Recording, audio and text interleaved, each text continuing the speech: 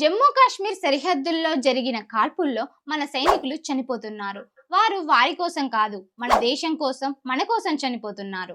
మన జీవితంలో ఎన్ని కష్టాలు ఎదురైనా ప్రాణాన్ని మాత్రం వదులుకోవాలని అనుకోము. మరి అలాంటిది మన దేశ రక్షకులు వాళ్ళ ప్రాణాలని సైతం లెక్క చేయట్లేదు.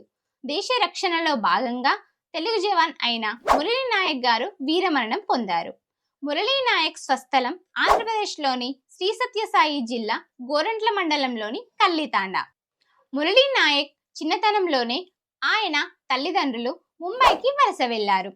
దీంతో మురళీ నాయక్ తన అమ్మమ్మ ఊరైన సోమందెపల్లి మండలం నాగినాయని చెరువు తండాలో పెరిగారు. మురళీ నాయక్ సోమందెపల్లిలోని విజ్ఞాన్ పాఠశాలలో చదివారు. అనంతపురంలో ఇంటర్, డిగ్రీ పూర్తి చేశారు. అనంతరం 2022లో ఆర్మీలో ఉద్యోగం సాధించారు. చివరికి భారత్ పాకిస్తాన్ల మధ్య జరుగుతున్న యుద్ధంలో మురళీ నాయక్ గారు దేశ రక్షణకై వీరమరణం పొందారు. మన దేశం కోసం ప్రాణాలను అర్పిస్తున్న ప్రతి ఒక్క జవాన్కి మరియు ప్రాణాలను సైతం లెక్క చేయకుండా పోరాడుతున్న జవానులందరికీ సెల్యూట్ చేస్తూ జై హింద్. ఇట్లు మీ ఆన్సర్ సైన్స్ ఫ్యాక్ట్ ఛానల్.